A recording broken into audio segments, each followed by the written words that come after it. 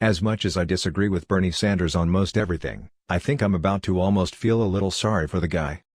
In 2016 Sanders got shafted, there is really no other way to put it. The entire DNC, led by Hillary Clinton and her installed cronies at the DNC, conspired to undermine Sanders' campaign at every turn. This isn't some conspiracy theory either. Instead, it was proven in the leaked WikiLeaks emails as well as other admissions from DNC staffers after the 2016 election was over. Not only that, many close primaries between Hillary and Sanders were questioned for voting irregularities that led to Hillary Clinton victories in closed primary elections, ultimately giving Hillary the nomination. Sanders himself bemoaned these voting irregularities during the 2016 campaign after millions of voters were purged right before the New York primary, which was looking to be a huge victory for Sanders, but instead sealed his fate as another victim of Hillary Clinton.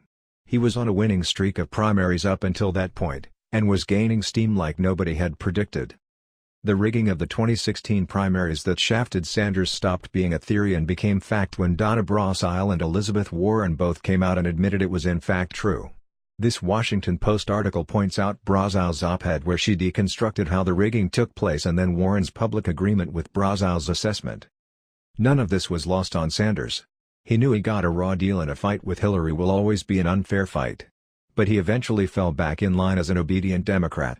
He bit his tongue and apparently has been waiting until 2020 to make another bid for the White House. But that's where things are going to get dicey again for poor Sanders, and the results will probably have me feeling a bit sorry for him. Not only that, when it's all over, he may actually be red-pilled enough to become a Republican after how bad Democrats have treated him. Poor Bernie Sanders is going to get the shaft yet again. Not from Hillary, but instead from the current state of the far-left controlled Democratic Party. You see, all the way back in 2016, I know, light years ago, the Democratic Party hadn't yet turned its full-on assault on old white men into high gear. In fact, a guy like Bernie Sanders was actually considered sort of cute in a grandfatherly kind of way. But oh my, how things have changed. The current Democratic Party, being controlled by the far-left elements within it, have practically declared war on old white men like Sanders, and God forbid, he's straight too.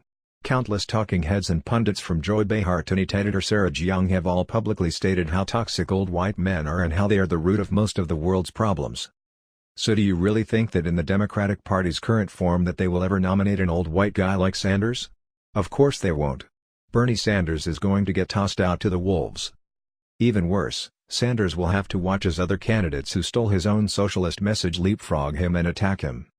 If Bernie Sanders decides to run, he has no chance of winning. But once again, he has no real chance of a fair fight either. The Democratic Party wants a woman or person of color in 2020, and Bernie just doesn't fit the bill, so he'll never get a fair shake on policy alone.